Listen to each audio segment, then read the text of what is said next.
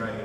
And also this country was built on slavery of African people and their work of African people who were kidnapped from Africa by Europeans who invaded Africa and had imperialist wars against Africa. And I mean, we officially ended slavery in the 1860s, but we've continued it with this like prison system. We still have slavery, and black people in this country, they have very few resources compared with white people. White families have hundreds of thousands of dollars, where black families average just a few dollars in their resources. So we need reparations to African people and give them power, make things right with them too. And also, in the 19th century, the United States stole half of the land of Mexico. And since then, the United States has has overthrown the government in Mexico several times, and the governments in other countries in so-called Latin America. So this problem of migration and repression against migrants in the U.S. is an anti-imperialist issue. Like, anybody on this who is a native of this continent has more right to be here in Washington, D.C. than I do as a white colonist here. It's just an imperialist issue. So that's what this panel is about. I think it's the most important panel here. We were going to do it as the grand finale, but we moved into the afternoon for the speakers' schedules. So I'm going to start. I think we're going to start with Eugene Puryear. And Eugene Puryear is a Baltimore-based activist and a co-host of the program By Any Means Necessary. He's been doing that for more than a decade. He has more than a decade of involvement in the anti-imperialist movement. Eugene has helped organize most of the largest demonstrations against the Iraq and Afghanistan wars with the Answer Coalition. And he's a key organizer around the issue of police brutality, U.S. prison system, and prisoners' rights. So we already heard from Eugene earlier, but please welcome Eugene back and give him some applause.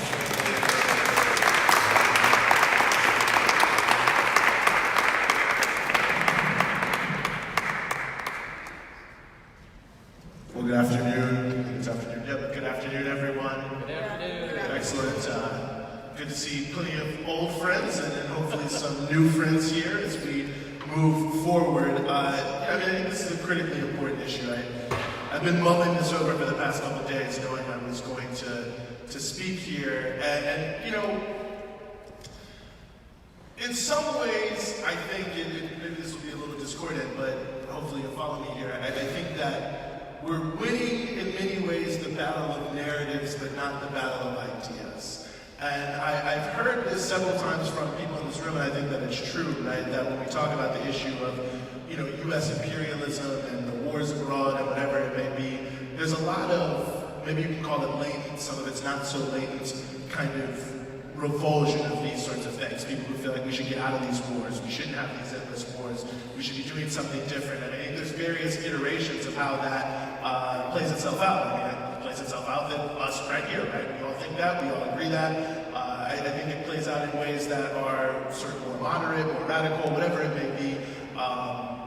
Some people identify politically as left-wing, independent, right-wing, whatever, but there's obviously many, many millions of people. In fact, one of the most notable points here, and I think someone mentioned this earlier vis-a-vis democracy, is how many people are against these sorts of wars and interventions, and how little change there is made on these underlying issues. And so that's what I sort of mean about how we still need to win the battle of ideas, right?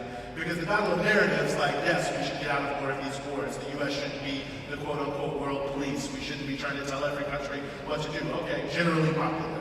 But what we don't have is the deep understanding of an anti-imperialist framework, right? Like, why are these things happening, and what knits them together, and why is it so difficult to actually uproot them?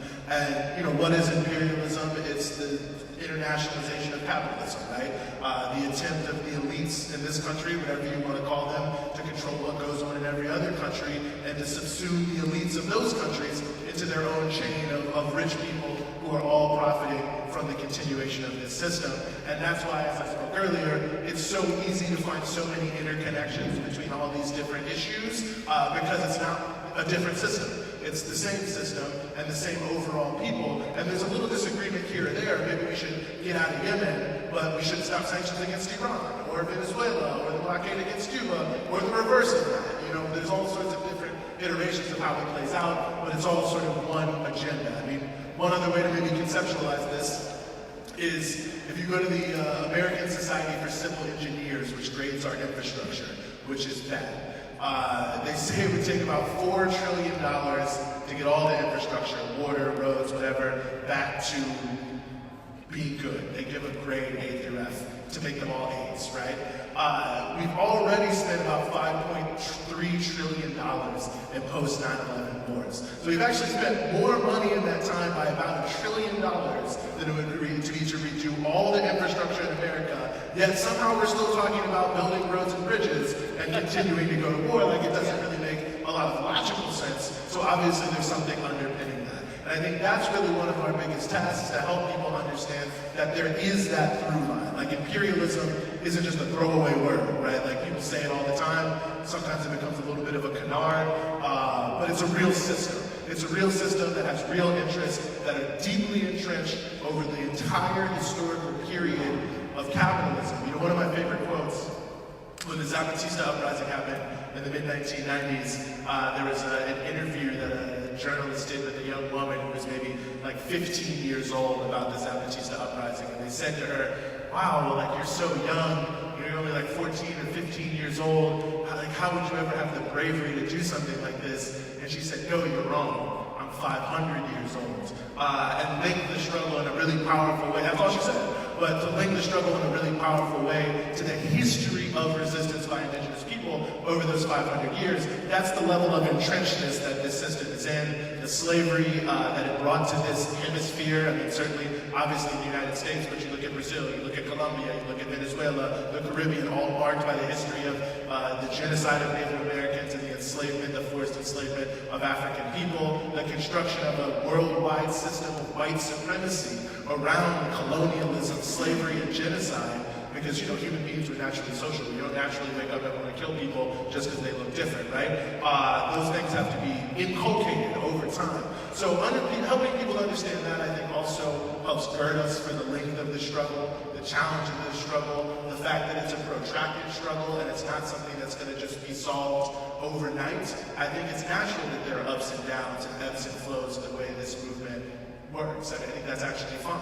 And I think that if those of us who remain consistent in doing things every day at all times seems like a relatively small core, it's also why we can often punch above our weight in moments of crisis, right? Where you can have 5 people one day, and then something happens, and the next day you have 50,000, but you're not going to be able to really sustain that kind of up and down momentum if you don't have a strong core. And I think building a strong core of individuals who understand not just one issue, police brutality, climate change, war in Yemen, sanctions on Venezuela, whatever it may be, but there's a through line that connects all of those. I think one helps us make more sense of the world, and when you make more sense of the world, you can resist better, I think, because instead of random bad things happening, you can fit them into a schema that you can understand, and if we can understand it, we can fight it. I also think that it helps us strengthen movements across one another. We've already talked about that so consistently. I'll just say from my own experience, and I'll try to wrap here. I was 4.5 years ago at a demonstration in front of the Capitol around the issue of police violence, the murder of black and brown people by policing, and people had come from around the country, relatively small demonstration, but it's notable to me that the 2 biggest cheers when people were speaking was once when someone brought up a $15 an hour minimum wage, which certainly telling an audience of mostly millennials, but secondarily, the loudest one, by far, was when somebody kind of offhandedly just mentioned solidarity with Palestine, and the whole thing just erupts in cheers, right? So you can see very clearly there that people in their own mind are making their connections, even if they're not acting on it every day. But why are they not acting on it every day? Oftentimes I think it's because we see them as different issues. And we like, look, there's a lot of great issues out there. Some of us are going to focus on some of them, some of us are going to focus on other ones, and we start to silo ourselves out. And to some degree, maybe that's unavoidable. Some people do have to focus a little more on X or Y. But I think also building organizations and understanding about the interconnections of these different issues through the through-line red thread of an understanding of imperialism gives us the ability to work on more issues more effectively across movements without it seeming strange or weird, because again, we have an analytical framework in which we can fit it into. So just to wrap up again, I think that's where we are. In some ways, we're doing well in the war of narratives, but we're doing poorly in the war of ideas. And that kind of work is the day in, day out, everyday work. We've already heard some about it in terms of the local organizing panel. I think that a lot of it is action, it's education, but it's being consistent more than anything else. I think that obviously sometimes we're going to win 1 to 2 people over to how we feel, sometimes we're going to win 1,000 people all at once. Who knows exactly how that's going to play out, but if we aren't consistent, if we aren't consistently building organizations, so that's a doorway, like I'm really mad about this war, what do I do? That there's a clear door people know they can walk through, then I think we'll be holding ourselves in good stead. So I just really want to thank March Against the Pentagon. I think that's the exact type of action we have to be willing to take. Be proactive, as Cindy already said, not just reactive, and consistently being proactive means when that reactive moment comes, people know, oh, wait a second, those people, because they've been doing this, and then it allows us to do way more, way quicker, and build on that until we get what we really need, which is a world free of imperialism. Thank you.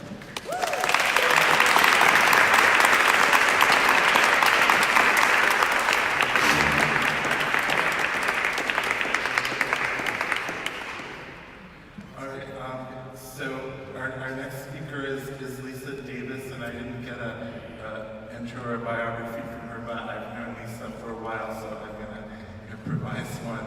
So I know Lisa from the Black is Back Coalition for Social Justice, Peace, and Reparations. Lisa is the co-chair of the Black is Back Coalition. And 3 weeks from today, the Black is Back Coalition is having their annual march here in D.C. Their march to turn imperialist wars into wars against imperialism. They started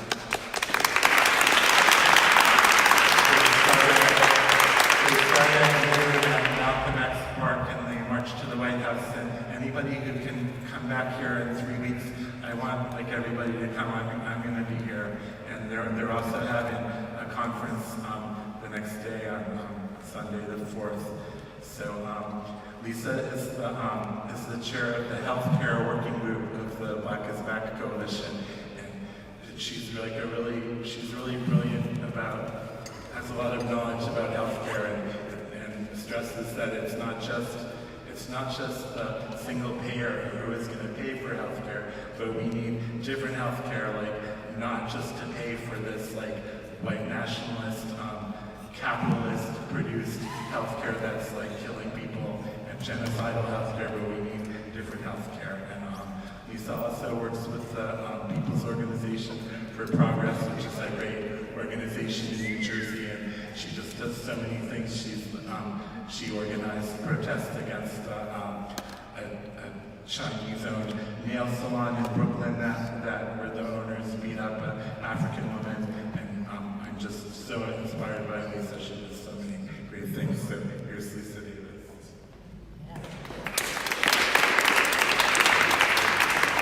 I want to say thank you so much, David, for that introduction, but I am inspired by the struggles of the people, and we are connected, and we have to realize that, so we support and lift each other. And I just have to make a brief correction about what happened in Brooklyn with the nail salon, and it is a situation of, I don't really like these terms, people of color, but that encompasses more than African people, but you do have that situation where you have people who have also been oppressed coming into this country and getting the message that the way to get acceptance is to be fast-tracked into accepting this brutal capitalist philosophy of racism and imperialism, and we had to tell them, no, it ain't gonna go down like that. But I wasn't the organizer of that. I just came with a group of people who were so dynamic, and we just worked together to give that very important political message that we are not going to tolerate racism, imperialism, and brutality, regardless of its face. It can come in different cosmetic variations. I'm very, very happy to be here today. I thank you so much for inviting me to be a part of this panel.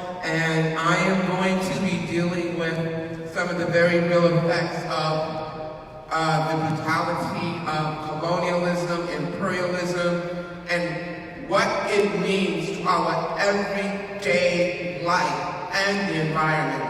And this is my version of a multimedia presentation, so I will be pulling from paper. Remember that? There is paper for the millennial generation. Paper, pen, and my Samsung Galaxy S10 phone that, of course, comes to us by the way of what they're doing in the Congo and other parts of the African continent, so that we can have these phones and be connected to each other through blood and through bloodshed and exploitation of people, so we can all have a little $1,000 cell phones. I was asked to develop a political statement about the way the United States had treated the people of the Bahamas during the most recent hurricane.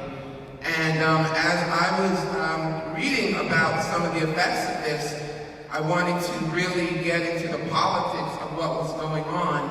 And I know that I've been hearing a lot about climate change, and I have to just be honest with you, when we talk about climate change in terms of, well, we have to make sure that we make sure we separate our garbage, and we put the plastics with the plastics, and the perishable foods with the perishable foods, and CO emissions, which is something that just sounds so foreign to us, although we are affected by it.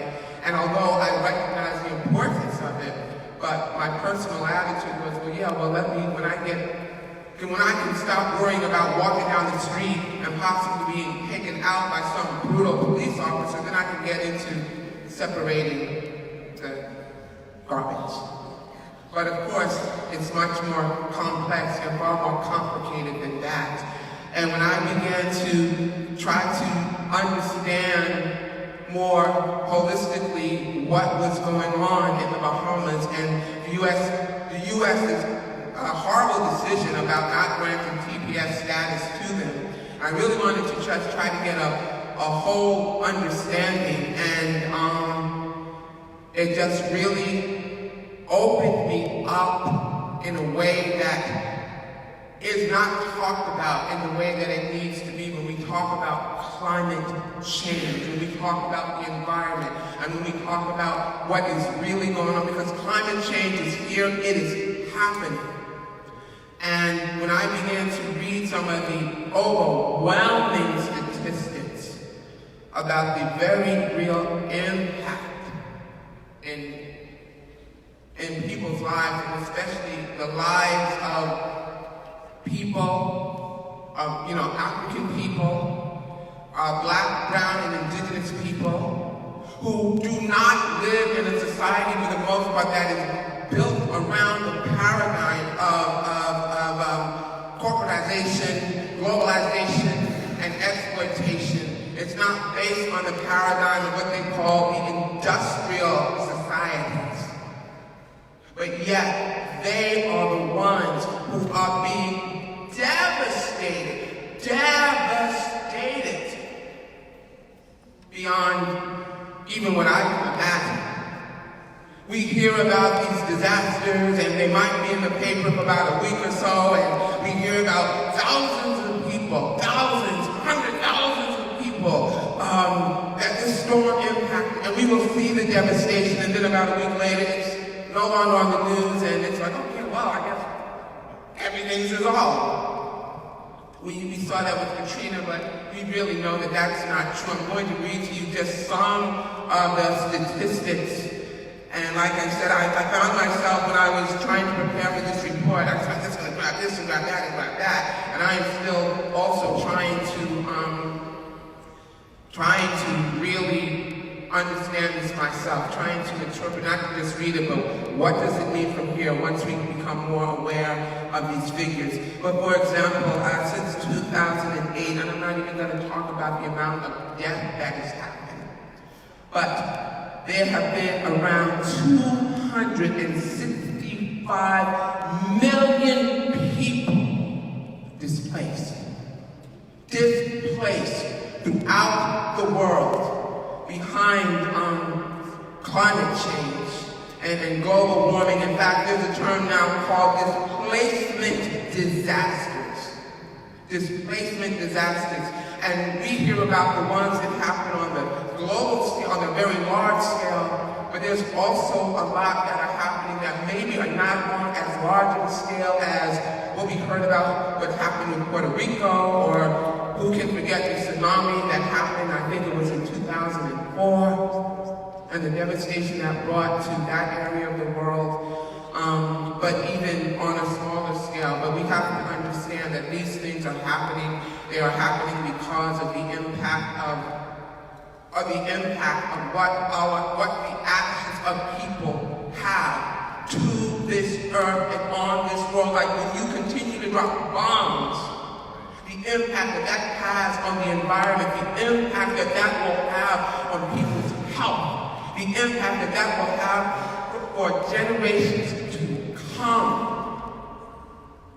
You know, I was reading one statistic about what is going on in Iraq and Afghanistan, and they are talking about climate destruction and destruction of the environment beyond anything that they've yet to see, and the health effects that will have, that is currently happening, and that will continue to have from generation upon generation to come. Just some of the things, some of the ways in which this global climate crisis definitely impacts us are these consequences. They threaten our rights embodied in the Universal Declaration of Human Rights, such as the right to security, the right to a standard of living, of adequate health and well-being for all, including food, the right to inherent life, the right to related culture, religion, and language, the right to be able to live in a home, the right to be able to go to a hospital, because when your hospitals are destroyed, which is literally what is happening on a large scale, that makes it kind of impossible to go to one. Or what happens in the educational system when your schools are destroyed. I was reading that on average about 3,000 schools are destroyed a year throughout, various sections of the world. And one of the things, and of course I support young people organizing, I support all efforts of people who care about what's going on and trying to do what they must do, but as we know, there's always a fight, as you alluded to, for controlling the narrative. And one of the things that I definitely heard left out of the narrative when they talked about the recent, they had the climate march and the young kids and all of that, and like I said, it's our job to make sure that we are giving them the narrative that they need so that they can change, and we don't have to leave them in the kind of world that we currently are living in. But I heard, absent from that, at least what I heard, was the role of the Pentagon, the role of the U.S. military, the largest polluters on the planet, the largest drivers of climate devastation and catastrophe on the planet. And I'm just going to try to read some of these numbers. Sometimes you see a number and you're not used to talk, like I'm not used to talk about numbers higher than 100 or maybe 1,000. So when it gets into millions and all of that, I hope I'm even saying this correctly, but I just want to read to you a couple of figures that I had been reading about the U.S. military. And I'm not even just talking about what happens from the dropping of all the bombs and the shooting and chemical warfare. I'm just primarily, this is focusing on what it takes to run the military and the Pentagon. But the best estimate of U.S. military greenhouse gas emissions from 2001, since the wars began, and I have, this is information I have up until 2017, is 1,212 million metric tons of greenhouse gases, measured in CO2 equivalent. I don't even understand how to interpret or comprehend that number. And then they talk about the Department of Defense emissions for all military operations from 2001 to 2017 are estimated to be about 766 million metric tons of CO2 emissions. And these military operations, it is estimated, total war-related emissions, including for the overseas contingency operations in the major war zones of Afghanistan, Pakistan, Iraq, Syria, and more than 400 million metric tons. Wow. Yeah. The United States has the largest military budget in the world, larger than all military budgets combined, including Russia, or the majority of all of them combined, including Russia.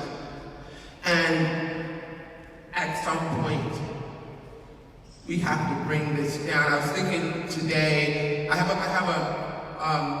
friend on Facebook, and he's from Yemen, and I can't help but to observe what his post looks like, and the pictures and everything. I've been connected with him for about a couple of years, and they are becoming increasingly very, very, very painful, very, very difficult to look at in terms of death. And it's not even so much the images of the war, but he does talk about that. But you can just see images that reflect what he is going through.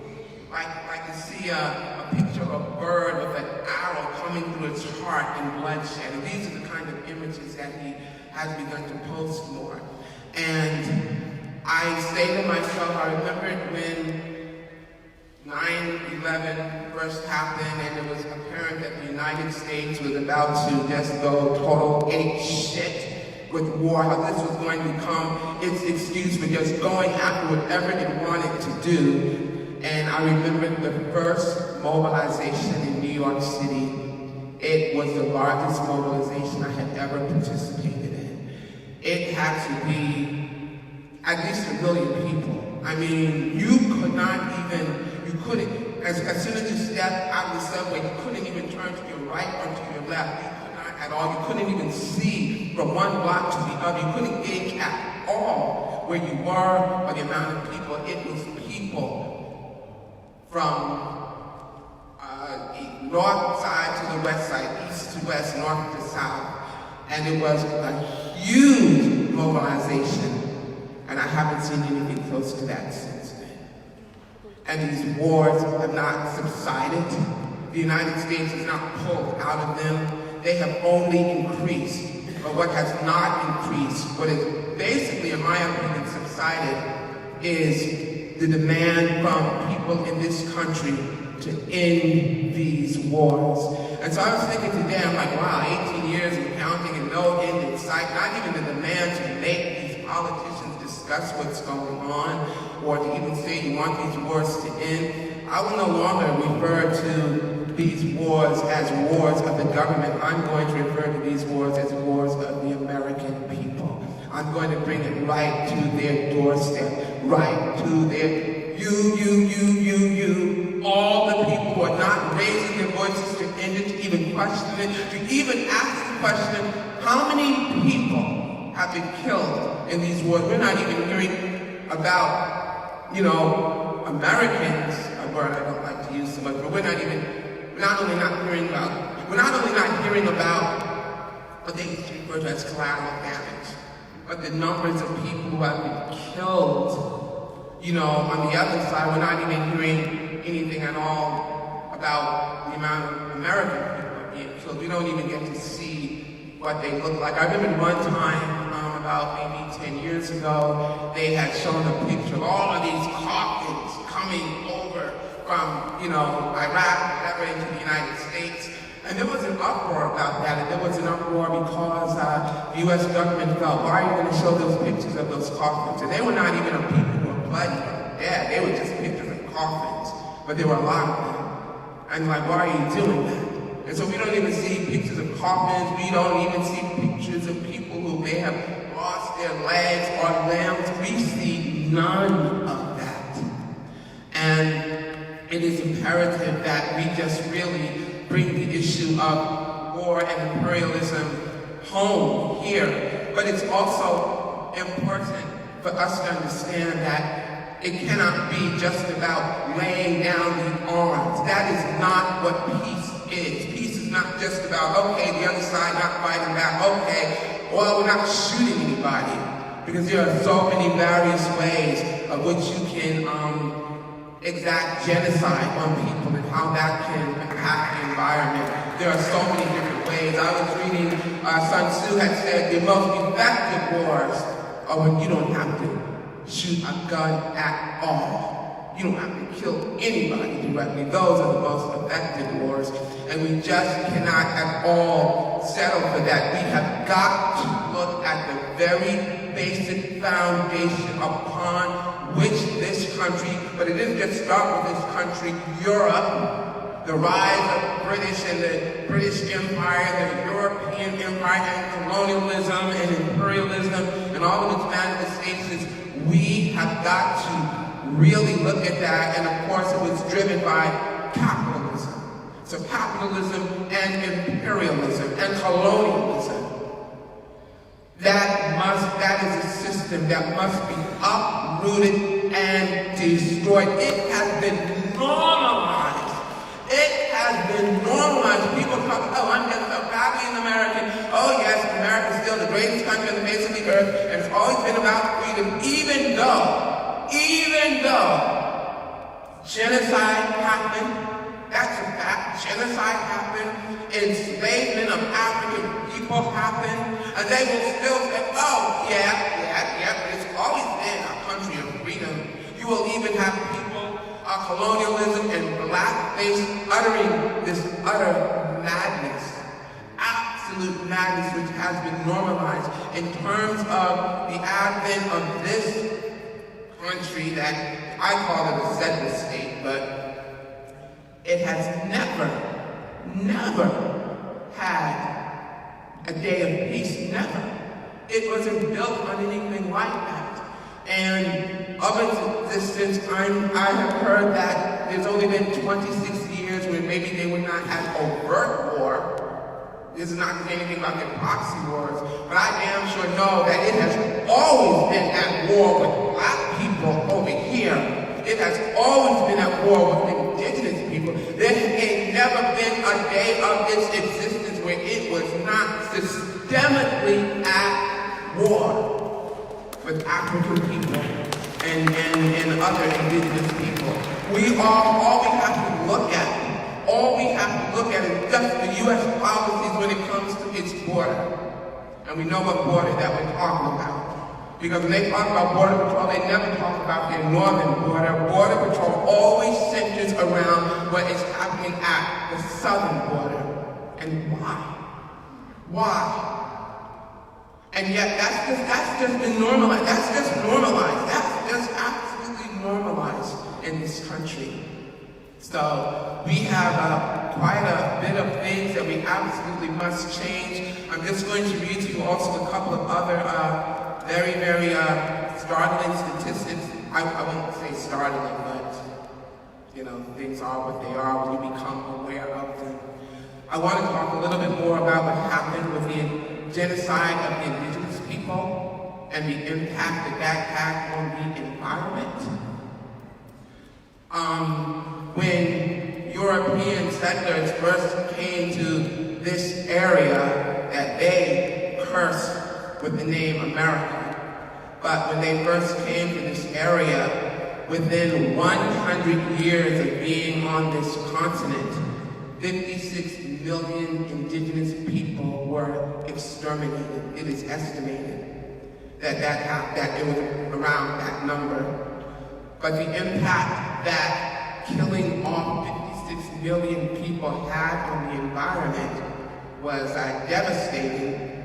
It can still be felt today, and from what I was reading, this is one of the first recorded cases of showing how such devastation can impact and change the environment. And what happened, because so many people that were murdered, that were killed, 56 million people that were no longer on this land, that changed, of course, how humans were able to interact with the land. You had large areas of land in which you did not have people living on it. And so that affected the forestation and the growth of the trees and things of that nature, and that ended up having a negative effect.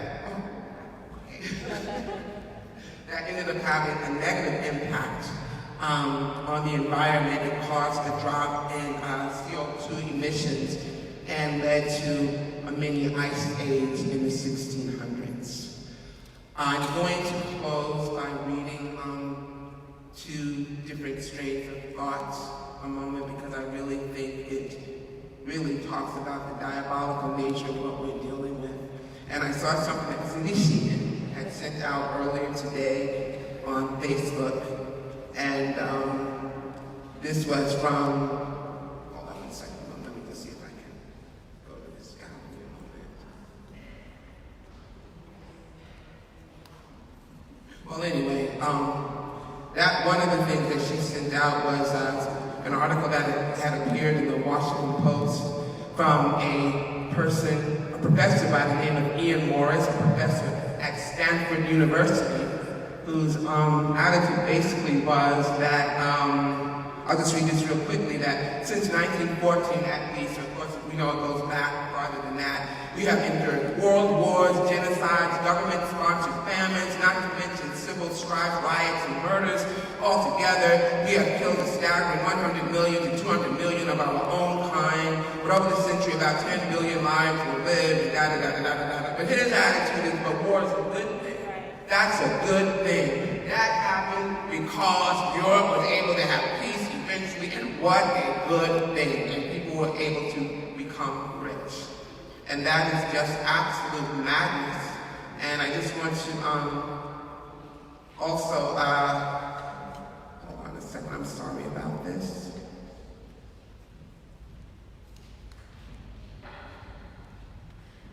Okay, I wanted to just read this quote right here because I thought it so strongly encapsulated what we are really looking at.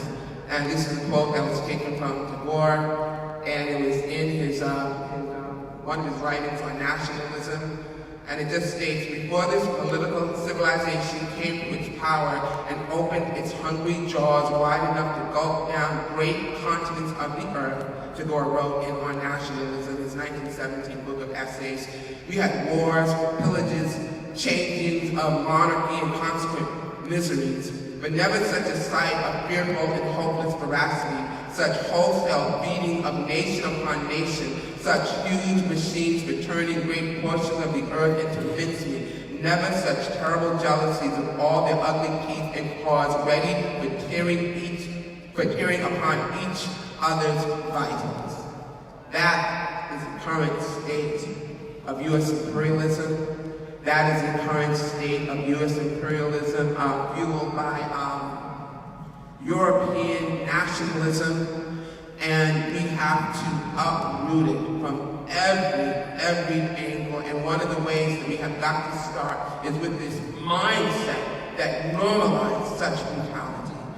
And we have to make sure that it happens, and definitely that African people, people directly impacted by this, like African people, indigenous people, you know, the world over, have got to rise up and say, this has got to end. Colonialism and imperialism must be destroyed, and capitalism. Thank you.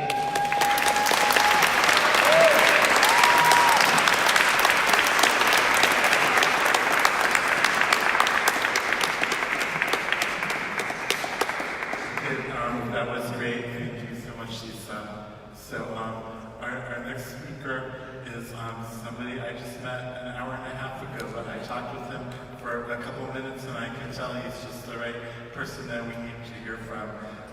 So Gray Michael Parsons, his ancestry is with the Machapunga and Hatterask people of Eastern Carolina, where the first contact between indigenous people on this continent and the English happened.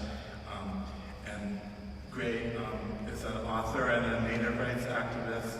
He was a water protector at Standing Rock in 2016, and I'm just really glad you're here.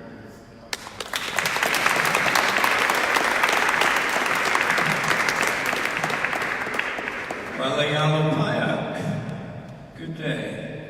Kulamasi Hutch. How are you doing? Awesome. How are you doing? Ready for the revolution. And to Kisku. On this day, Nulamasi Ta, I'm doing very well. Kinanawe Wadawanishi, thank you. Nawenchi Kwana Na Wang Peak. Winini Takoa. My name is Greyhawk, and I'm of the people of the Turtle clan, which may seem a little unusual in that you're dealing with a bird and a turtle, but names are given to us based on characteristics. How many of you have heard of Crazy Horse? Does anyone know what Crazy Horse looked like? Hold on. We have coloring. We brought coloring papers of Crazy Horse for our young people. Yeah. Okay, I'm going to save anyone embarrassment because invariably when I ask that question in front of a new audience, someone believes that they've seen a photograph of Crazy Horse. There was no such thing. He didn't allow it. Crazy Horse was Lakota. What do you think Crazy Horse's appearance was? What do you think he looked like? Well, let me give you a hint. His first name before his second name, which was Crazy Horse, was Curly. Was what? Curly. Curling or curly? Curly. So like curly hair? Exactly. So was he part white? He had curly hair, he was light-skinned, and he was short. In other words, he looked a little bit like this old brother sitting here. How many of you have heard of Osceola? Do you know who Osceola was? He or she, and we're not 100% sure, was the chief of the Seminole tribe down in Florida. Do you know what Osceola looked like? Exactly.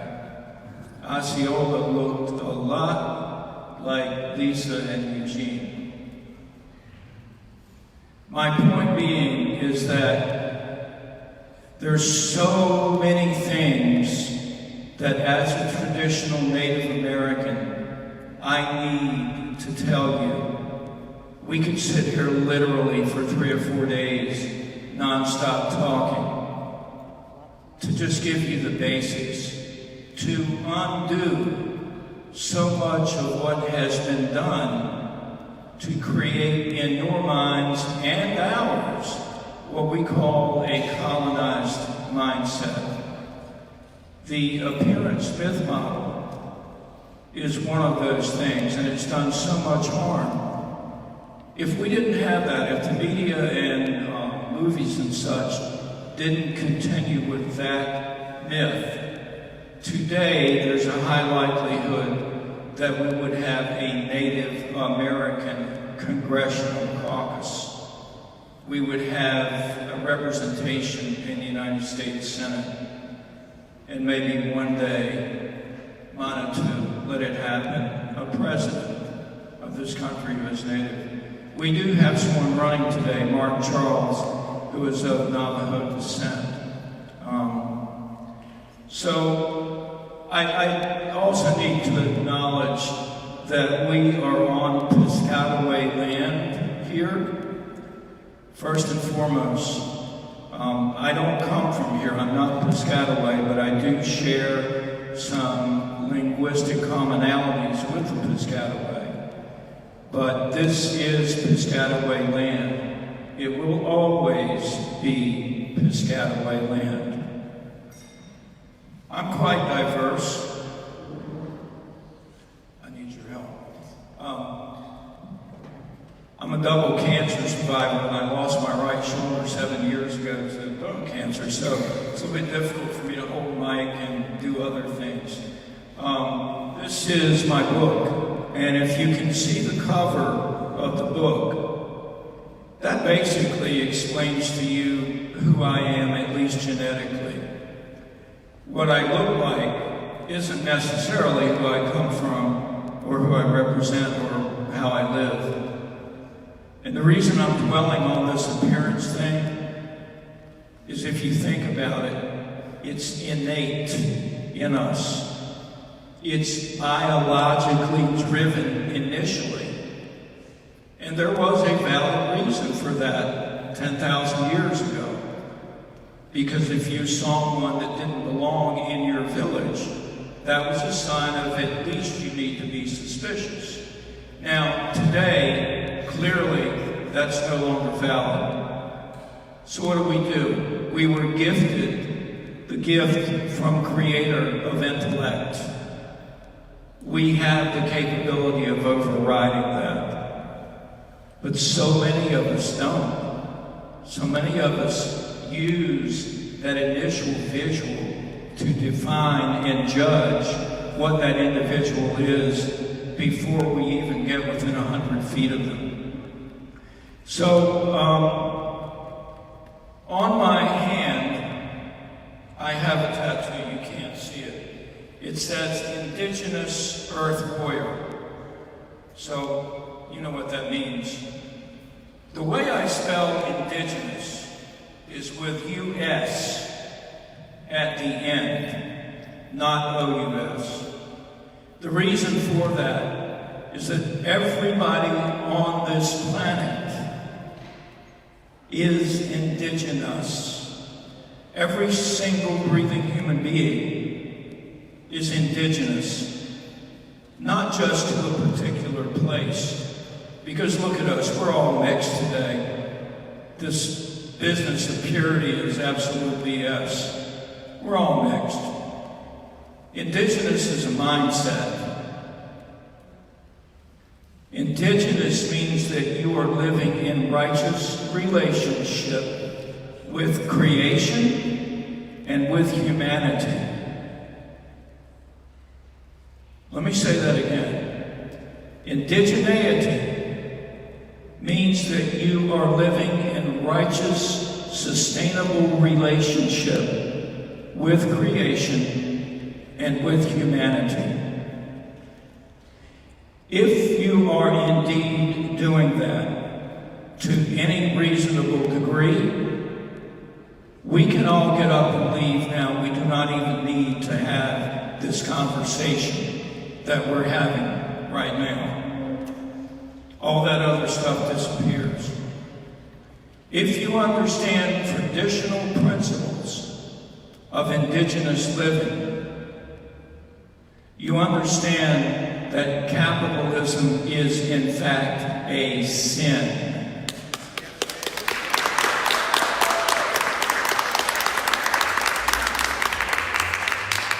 We lived in balance.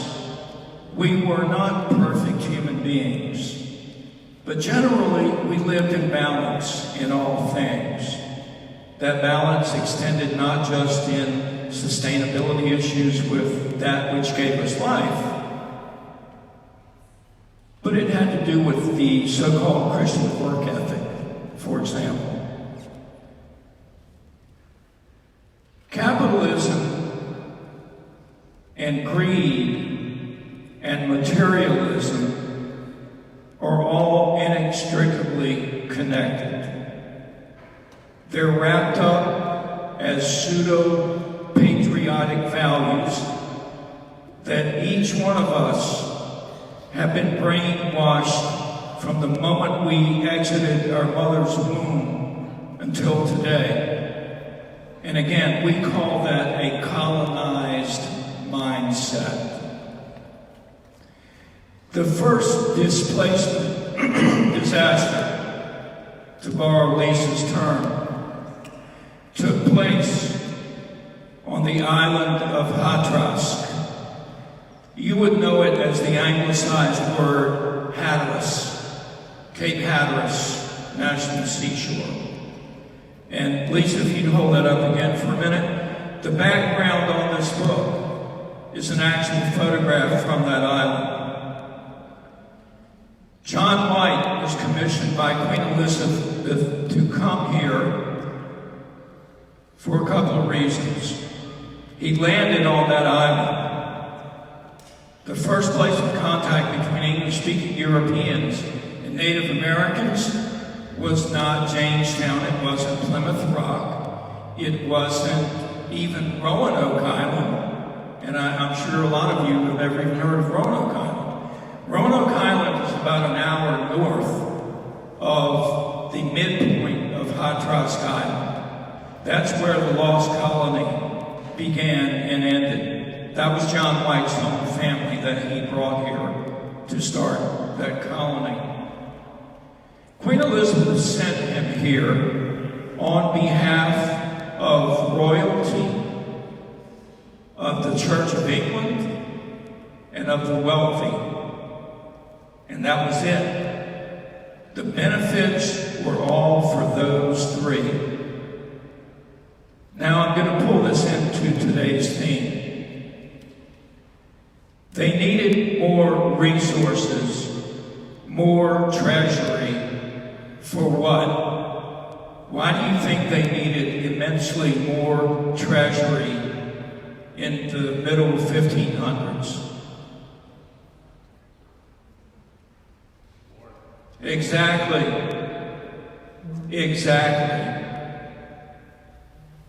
They were running out of resources in space, and they needed those resources.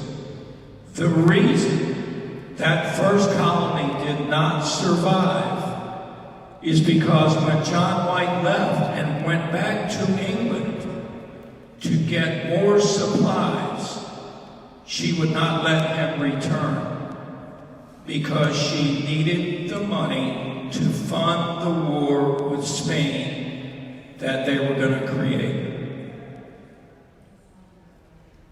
There's nothing new under the sun, is there? Is that any different than what we're doing today? That first act of imperialism took place on that island where my people greeted those people and largely took them in and took care of them until we realized what the real agenda was. And you know the rest of that story. It was immediate decimation. The percentage of blood that I have, which to those of us who know, is completely insignificant. It absolutely has no meaning to us. It does to the outside world. Anyone who stayed in that area had to intermarry. And you either married a white person or a black person, because that's what was there. And to maintain your culture, you had to take it underground. And that's what the Native woman on the cover of this book did. She took it underground. And she passed enough of it along in coded ways and coded language that I was able to get it as a child. And it was about to die out. And I can't tell you the number of people that I've met from that general geography. And we convene every year. It's a small group. Almost all of us have multiple siblings. And we're the only one who picked up that torch and is walking what we call the traditional good red road. Now, to me, that is nothing short of divine intervention. To do that and to stand up in this world and survive against the forces and suppression of our simple existence is quite a task. And I'm so grateful to Kishila Manatu Creator that I was the one in my family that was tapped to do that. And I have 5 half-sisters who are lumpy, who look like Sitting Bull's family. And they laugh at me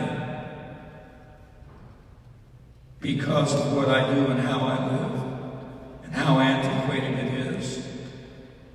The bottom line is this: the only way humanity is going to survive, if it's going to survive long term, is to adopt that which exists in you, in your DNA memory.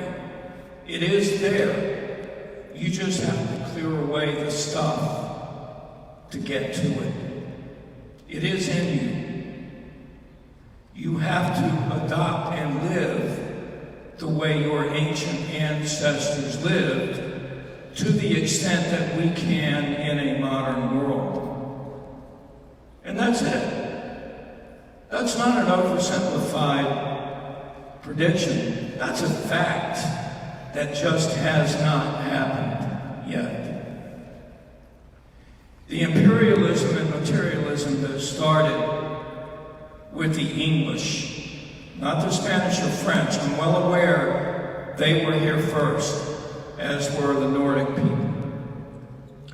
The one that lasted, the one that sustained, the one that dominated and plundered this continent, the one that has exported that way of life and done the same exact thing to every other indigenous population on this earth, were the English-speaking people that my people greeted on Buxton Beach, where the Labrador and the Gulf Streams collide, on the island of Hatteras in North Carolina.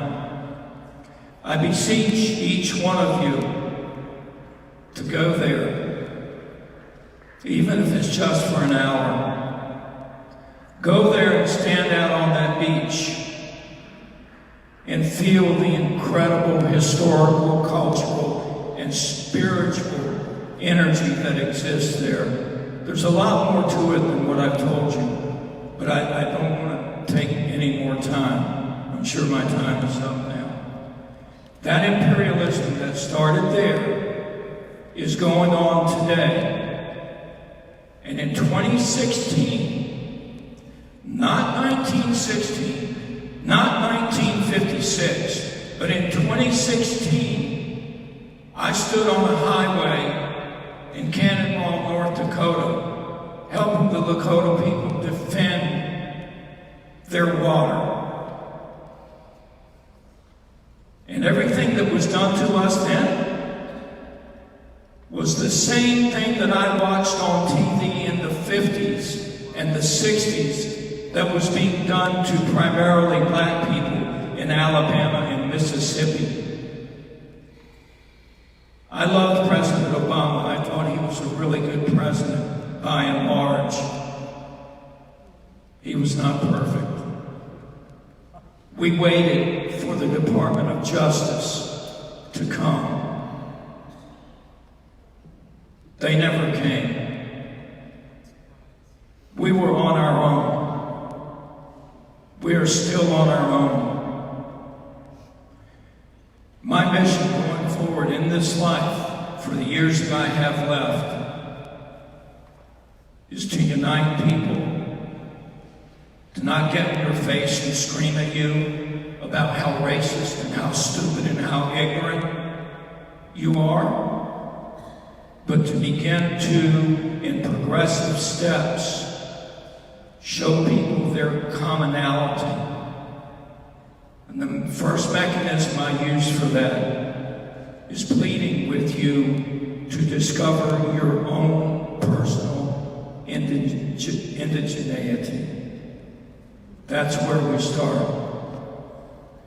So, Kenanawe Madoa Nishi for your ears. Kektahole.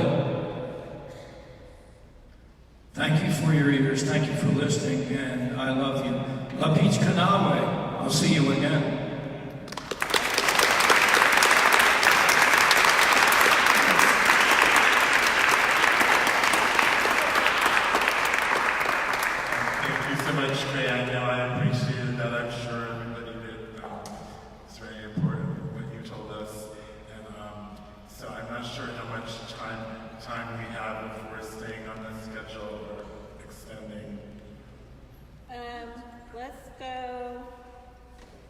So I can do mine after dinner, right?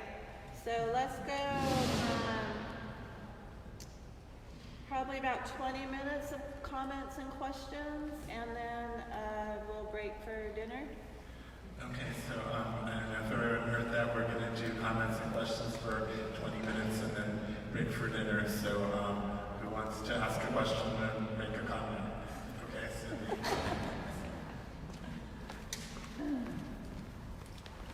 First of all, thank you so much, panelists. We are super honored that you're here, giving us a perspective that many of us don't have in the audience. And so I want to thank Greyhawk for saying we need to discover our indigeneity. Did I say it right? And so I just know with my life and my study and what I do globally, nationally, what I do locally is to try to grow food and get down in the dirt. That one handful of dirt has more bacteria than people living that have ever lived on Earth, right? Just one handful of dirt. And so it's just really important to recognize this because, like as Lisa was saying, with this catastrophic climate disaster, we're going to be broken up into regional, local communities. Because, you said about the displacements and stuff like that. So people are going to be shoved off their traditional land, shoved onto smaller and smaller. Well, anyway, I don't have to go through all this. And I'm sorry. I get really distracted. Oh my God, the thing fell. And so, and Eugene always is a wonderful voice to have here. The one thing I want to say to back up what people said is, not an Obama fan, in case you guys didn't know that about me, because I think with what we think, and we care about the wars and imperialism. He took from like 3 wars from Bush and made him like 8 wars. And he did not he did not protect the water protectors. His Justice Department didn't do that. And as far as in the Obama administration, and I'm not saying Trump's in trust me, he went to Detroit and pretended to drink their water there. See, I'm black, I can go to Detroit, I can drink the water, so it must be okay, right? And so I think U.S. imperialism, I call him the first black president trademark. And Hillary Clinton will maybe, hope not, be the first woman president trademark. And it's to demobilize activism, right? And so I've appreciated the Black Agenda report. And voices like yours, the first ones that came out and said, he's not the lesser evil, he's the more effective evil. Because it really demobilized a lot of voices. So I just want to say I appreciate your voices and for you all to be here today. We're very honored by your participation.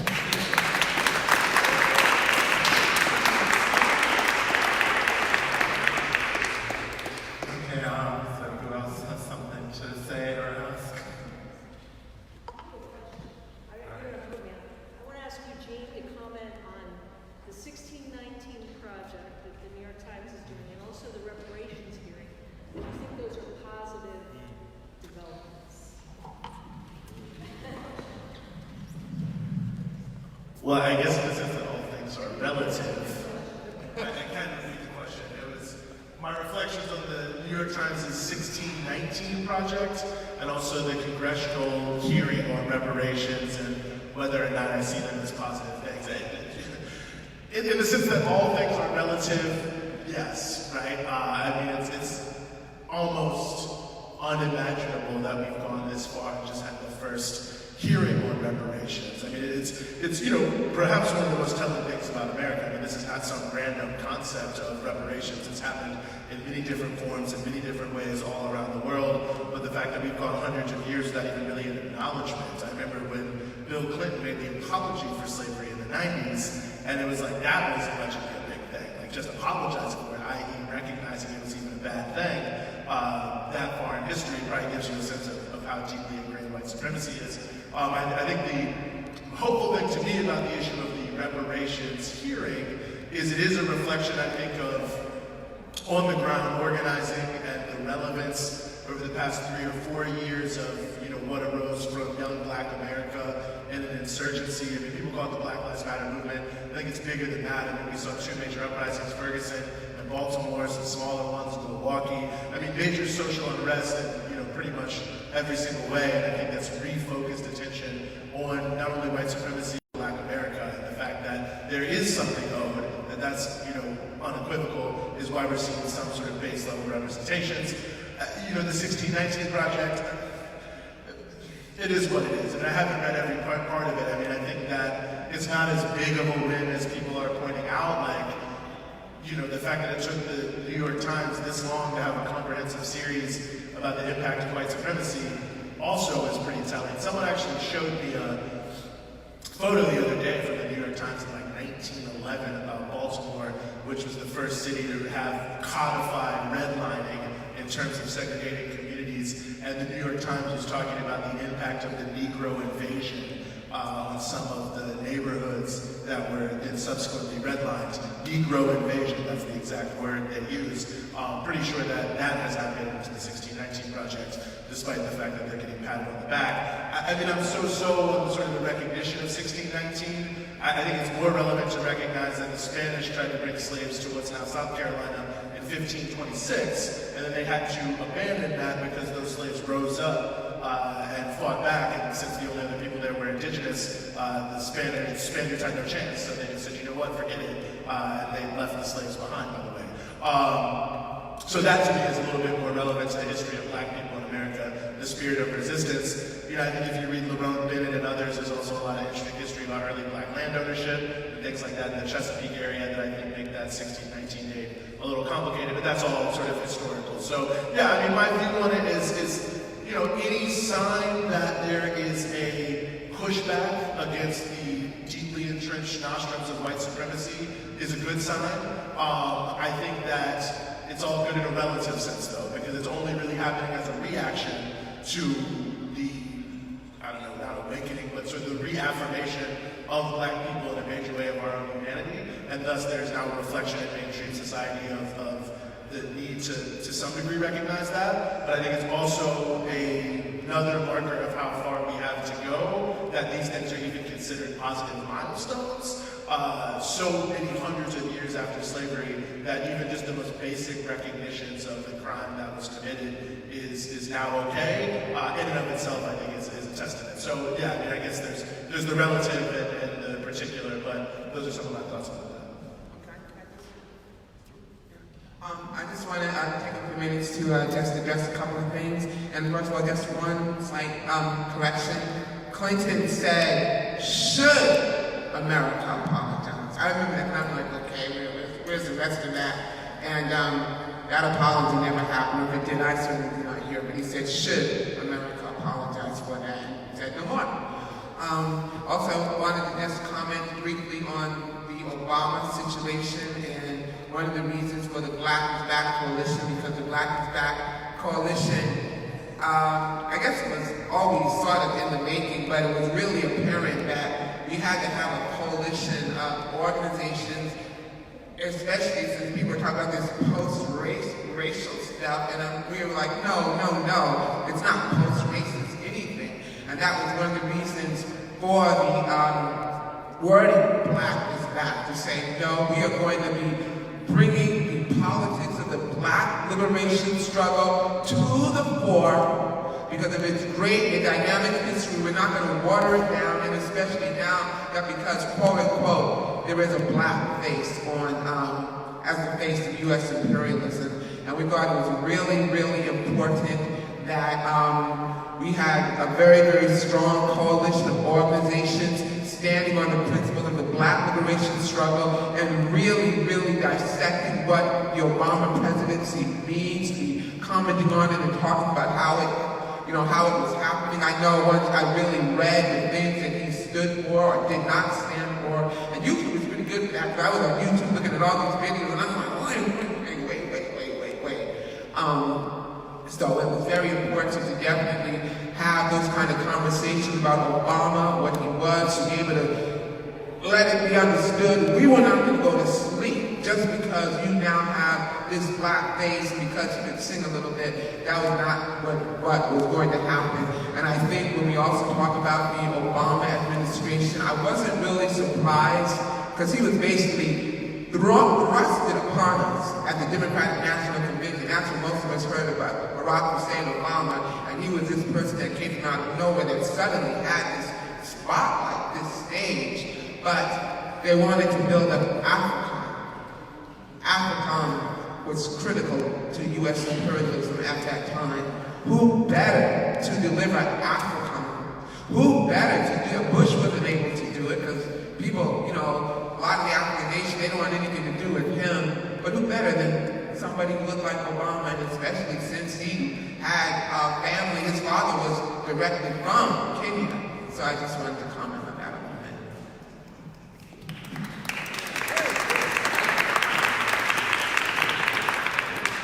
Other questions or comments?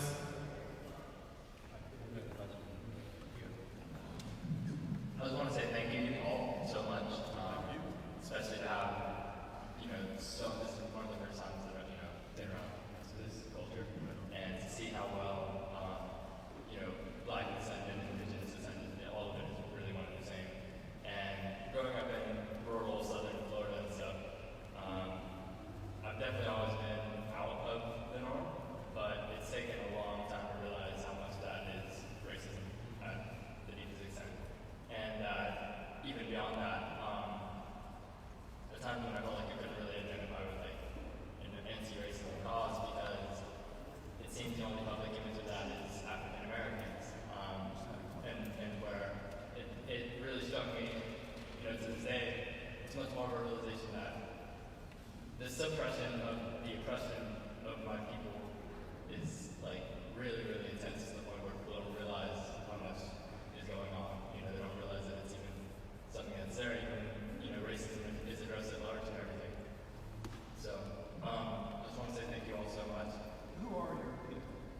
So my mom has some portion of Mexican and some portion of Chumash, which is a tribe out on the coast of California and southern coast.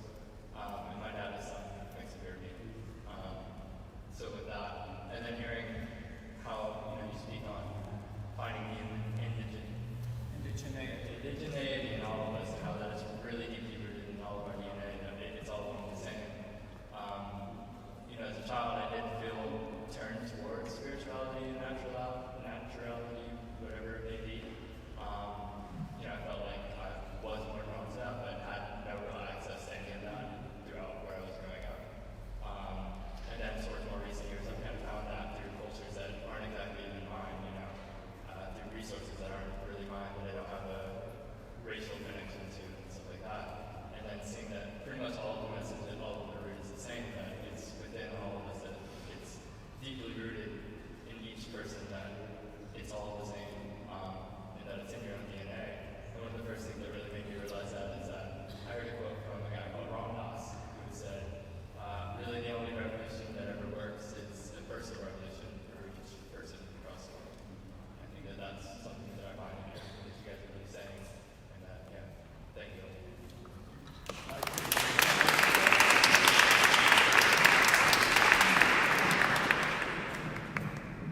Thank you for those comments.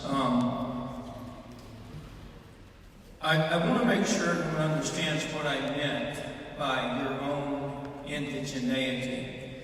Divorce it, if you will, from geography. That's not what I'm talking about. What I'm talking about is exactly where this young man was going. All people, and it varies with geography and culture and religion and all that, how far back you have to go. All people at one point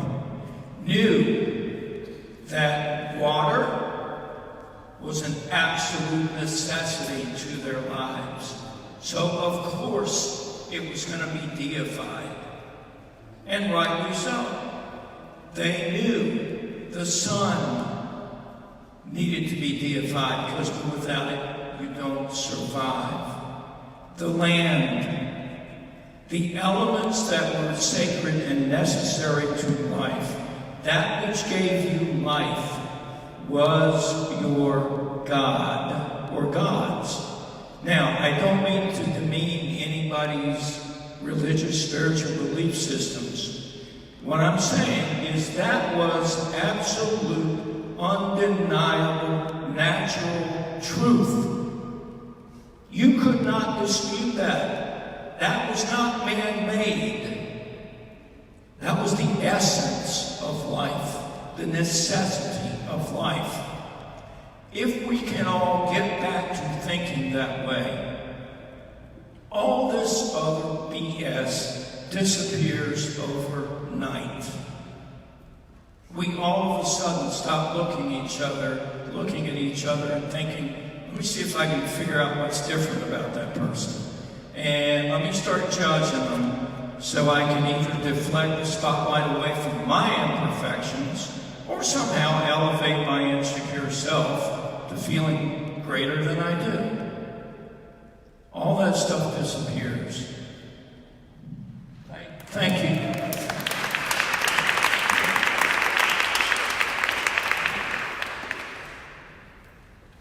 think if you come over here, you'll be on video. Oh. Hi, I'm George and from Phoenix, Arizona. And I congratulate you all. Thank you for a wonderful discussion. Particularly interested in Gray's comments. Very good. And I think they're fundamentally important to our solution to the problem of racism and war. And I think first I want to sort of argue with him on the point of the English language, which is, of course, being used all over the world as a military front language, and no doubt about that right now. But in terms of one of the things that some of our tribes in the United States are doing now is some very good work at the United Nations and so forth in terms of trying to reverse things like the doctrine of discovery, which is still an active concept in legal documents of the Supreme Court in the United States, and issues that are at issue in our law of the United States. And that is, of course, stuff that the popes created about how land and so forth, rights were adjudicated. And some of the tribes are organizing gradually the appeals and changes by the United Nations that this be changed. And of course that was not origin of English language, it was Spanish and so forth, or the Pope's work. And so there are various interesting developments that the indigenous, us people, are doing now. And many of the treaties, of course, were abrogated and failed to be followed by the United States. But I think that the important thing is the idea of being indigenous and being able to find ways for all of us to be correct in our relations with each other and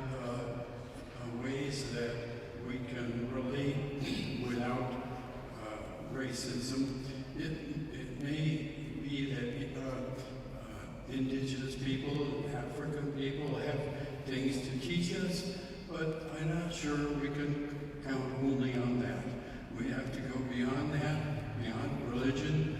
So today, and rely, as you said, Ray, on thinking of ourselves and relying on the concepts of looking toward these ways of solving and looking at our ways of relating to each other, fairness, treating of minorities fairly, and so forth. Thank you very much.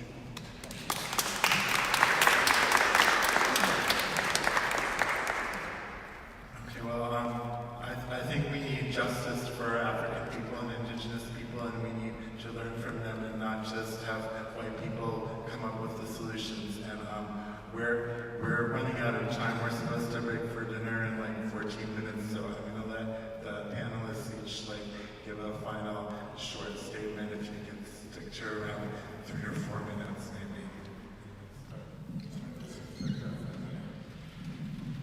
maybe. Ladies first. I just wanted to say one thing, and I appreciate all of the audience's comments, but I just want to remind us of one thing. Humans will not destroy the earth at all. What humans will destroy is the ability of humans to live on earth. The earth does not need us. The earth doesn't care whether we are on it or not. It can get along without us just fine. It can get along without water just fine. So it's really important for humans to understand that we can destroy the environment of this earth, so we will not be able to live upon it. We know the dinosaurs have not able to live upon it, at least not in the way that they were. And I think in terms of understanding and really moving toward a much better way, toward a revolution, because it has to happen. We really have to think in terms of systems, definitely individually, but also think in terms of systems and other ways of existence. And like you said, one of the things that I was just reading about the issue of how capitalism is destroying the environment, capitalism and colonialism, the need to look at something and go, I have to dominate it, because I'm just so superior. We've got to really, really just strike at the heart of that mentality. And in fact, I don't even use the word white supremacy. I use the word white racist, barbaric savagery, because that is an accurate description of what it is. And I think we have to be strong with our language, and we have to knock it out.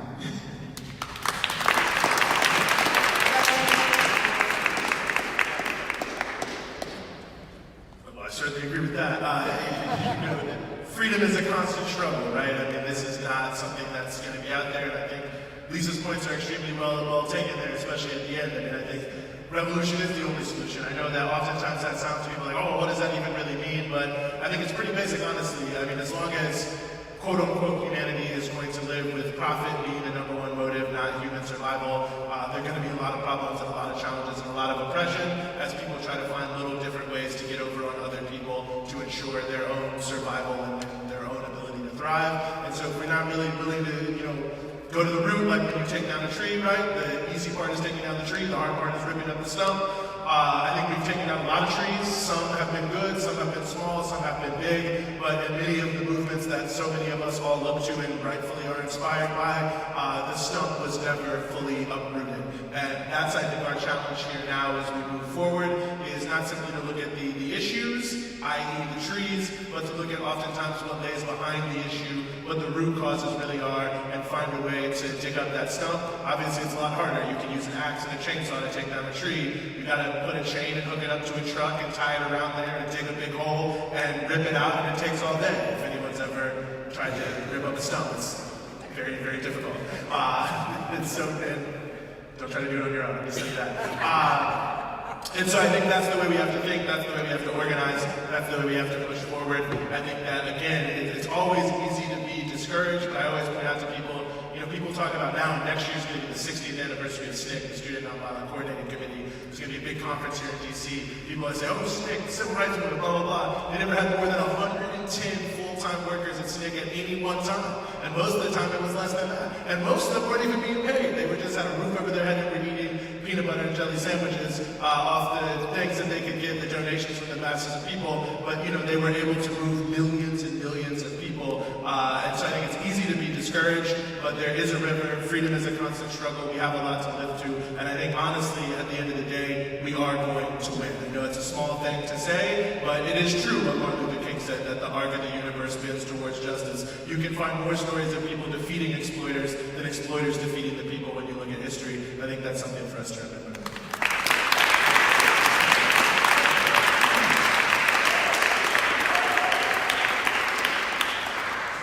If I was respectful of your time now, I'd just say what they said. But an old boss of mine once said to me, and he wasn't being polite or complimentary, he said, "You could talk a dog off a meat truck." Now picture that.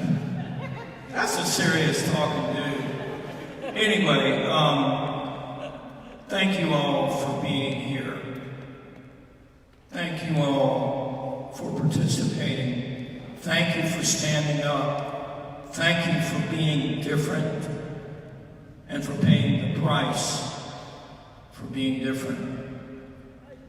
The definition of courage, in my view, is acting when you know you have something to lose. And there's not a person I'm looking at right now that hasn't paid a price for standing up and doing the right thing. And it's very difficult, because even in this room, there are subjects that we will disagree upon to some extent. But truth is ultimately all we have. We have to live that. I can talk more. But, Kahi Sena Haki, Wela Kea Haki. This is our land. Our land. It's not just ours anymore. It's ours. And we're in it together. And we all have to be indigenous, U.S. We have to be careful separating and dividing. That's so injurious on the short and long term.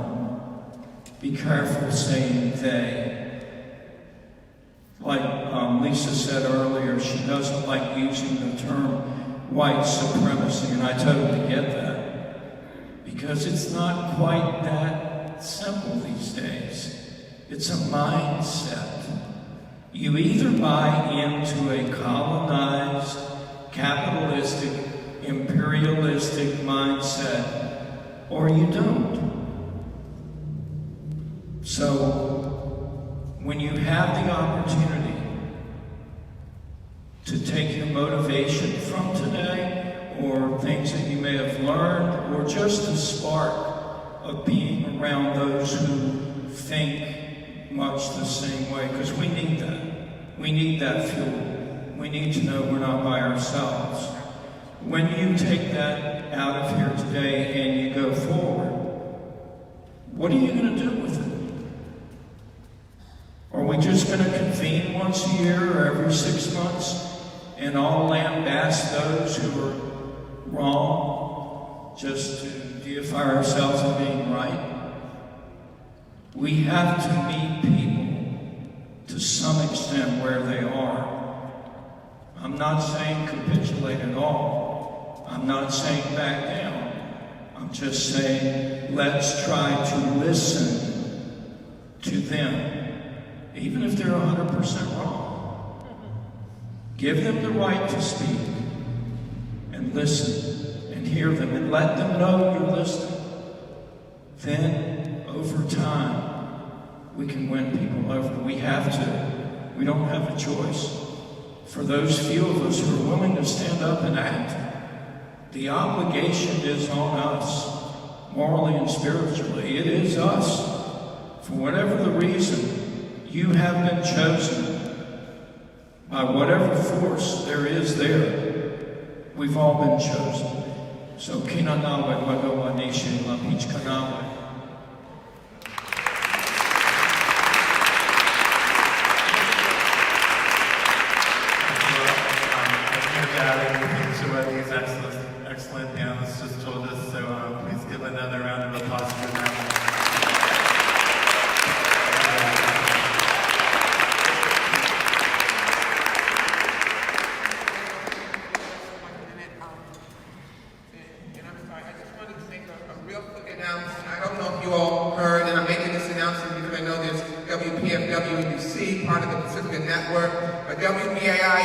York was basically shut down. They did it in a very unethical way. I just want to raise this to you all because we have WPFW here. Please be vigilant, protected, be on your guard, and watch out.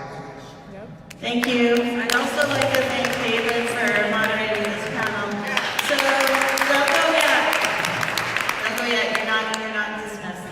So I'm going to bring Ann right up, but I just want to say something very quickly before Ann speaks. I have like 50 mosquito bites on me. That's not what I wanted to say. What I want to say is that somebody brought up a very, very good question. Like, what is today about? You know, why are we here? Why are we listening to this? So, I just have to recognize that not everybody was on our planning committee, and they didn't know why we were doing this. So this is called an Anti-Imperialist Revolution Summit, or Imperialism Revolutionary Summit. We never really agreed on exactly the isms or is or what, and it's like we never had a disagreement, we just all say it the way we want to say it, I guess. So what annoys me is that some relatively old men, white men like Ron Paul or Bernie Sanders, like people think that that's a revolution. That what they're proposing is revolution. It's not. You know, what they're proposing is to be voting. If you vote or not vote, whatever, that's, you know, your personal choice. Voting is not a revolutionary act, especially if you're voting for a Democrat or Republican. That is not a revolutionary act. So why it's an act and it's something else. You know, whatever you want to say. But, so I'm thinking, why do these old white men, all they have to say is, I have a political revolution. Everybody's like, yeah. You know? So what we want to do, and that's why we have the local organizing panel, this panel, is that, I was told once that imperialism is an old-fashioned word and I shouldn't say it. You know, and that was why a Democrat told me that. So, it's an old-fashioned word because it's been happening since the beginning of time, really. And so, first goal is to understand it's not enough to be anti-war. It's not enough to be anti-Republican. It's not enough to be anti-Democrat. It's not enough to be anti-Demo-Republican again. We have to be anti-imperialist. And that means that we recognize that both parties are at fault. And it's like we said earlier, be proactive, not just reactive. And so that's our goal, and our goal is, we already made connections in Asheville, North Carolina today, you know, and we're hoping that other connections can be made. And so we can go back into our communities and spread this word. As much as, it doesn't matter where your community could be online, your community could be your people next door, your community could be down, you know, wherever at the community garden. Wherever your community is to get this word out. Is that our goal is a collapse of U.S. imperialism. Not the collapse of the U.S., we're all still going to be here, but the collapse of U.S. imperialism. So hopefully we're giving, and we're probably not telling anybody anything they really don't know here. But isn't it great to get together? I know I live in a wasteland. My community has an Air Force base, and not one, but 2 prisons. And besides my kids and grandkids, I'm universally hated in my city. So it is so amazing for me to come here and get strength from you all, but also to get some more motivation to keep going, because it's hard to keep going the way we're going. So I think that was a really good question that really needed, and I hope I explained it, like what our goals are for today, which should have been like stated probably from the beginning. Because like I said, we've had meetings like 3 or 4 times a week on this, and I just get so like, okay, everybody's on board, everybody knows what we're doing, because I haven't stopped talking about this for months, right? So again, we're going to bring Ann right up now, and thank you all again for being here.